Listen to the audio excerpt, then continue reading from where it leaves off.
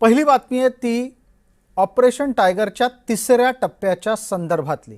शिवसेनेकडून ऑपरेशन टायगरचा तिसरा टप्पा लवकरच राबवला जाऊ शकतो आणि या निमित्तानं शिवसेनेचे आमदार फुटू शकणार आहेत। शिवसेनेकडून ठाकरेंचे आमदार फोडले जातील अशी शक्यता आहे, कारण ठाकरेंचे 14 आमदार शिंदेंना अज्ञात स्थळी बुधवारी भेटले आहेत अशी माहिती मिळते आहे। शिवसेनेचं ऑपरेशन टायगर सध्या सुरू आहे, ते थांबलेलं नाही असेच संकेत यातून मिळत आहेत। आमचे सहकारी आणि प्रतिनिधी शुभम उमाळे आता या घडीला आपल्यासोबत जोडले गेलेले आहेत फोनवर।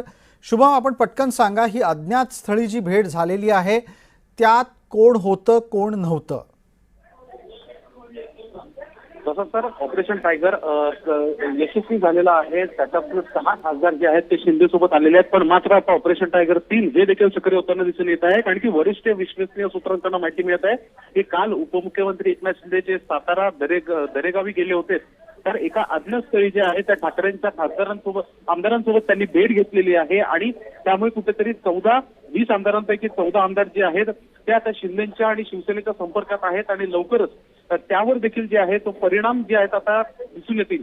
आमदार खरं तर इच्छुक आहेत एकनाथ शिंदेसोबत येण्यासाठी आणि ठाकरेंची साथ सोडण्यासाठी। त्याच अनुषंगाने फक्त अज्ञात स्थळी भेट झाल्याची एवढीच बातमी जी आहे ती सध्या समोर येत आहे। आता जर आपण एका गणिताच्या नुसार या बाबतीत चर्चा करायची झाली तर वेगळा गट म्हणून बनवण्यासाठी या ठाकरेंच्या आमदारांची किती संख्या गरजेची आहे?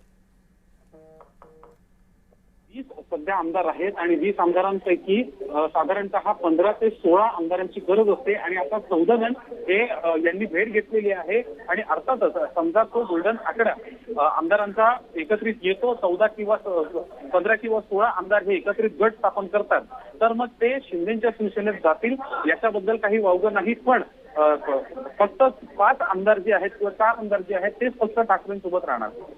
खूप खूप आभार शुभम या सगळ्या तपशिलासाठी।